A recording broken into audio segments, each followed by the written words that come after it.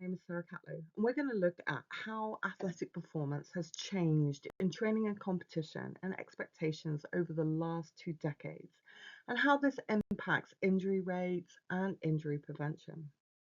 So let's have a look at how advances in training and conditioning has occurred over time.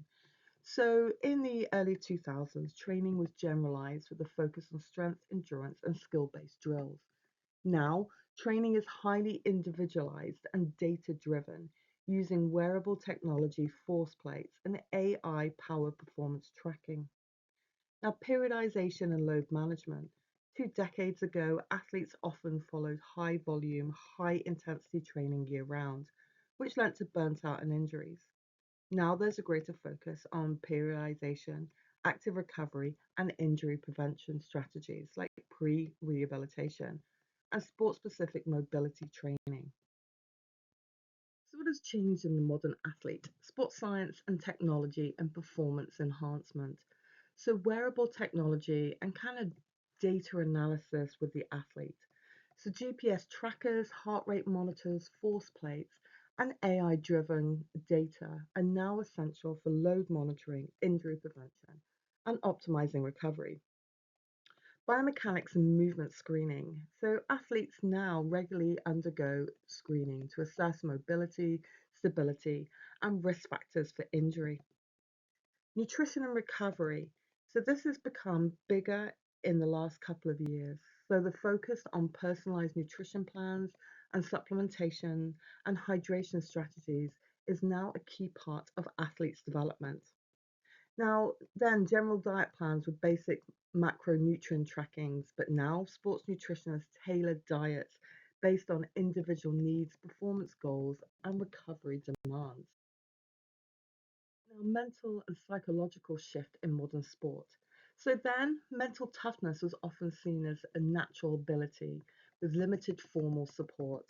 Now, sports psychologists are integrated into teams to focus on performance, mindset, and visualization, resilience, and dealing with failure, managing pressure and external expectations, so social media scrutiny. Now, athletes' well-being and work-life balance. Now, there's a bigger emphasis on mental health, with athletes speaking openly about anxiety, stress, and burnout. Increased specialization and early talent identification. Now, then, young athletes played multiple sports before specializing later. Now, early specialization is common, particularly in football, gymnastics, and tennis. But research is highlighting the risks of overuse injuries and burnout. There is academy and development systems. So clubs and federations now have a structured youth development program using sports science, psychology, and strength and conditioning from an earlier age.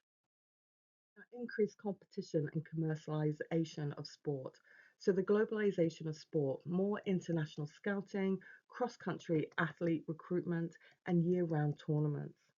There are higher competition demands, so there's more intensive schedules across multiple competitions, for example, the Champions League, Olympic qualifiers, and international tournaments. Athletes have shorter recovery windows, leading to concerns about injury risk and how long their career can last.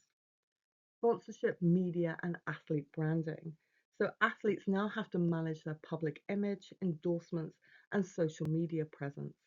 Increased exposure has both benefits, so financial opportunities, and challenges, so constant scrutiny and pressure. We need to look at in modern sport are athletes playing longer. So before, athletes retired in their early to mid 30s due to physical decline. Now, athletes like Cristiano Ronaldo, LeBron James, Tom Bradley are extending their careers into late 30s and 40s. Now, what has changed for athletes to play longer?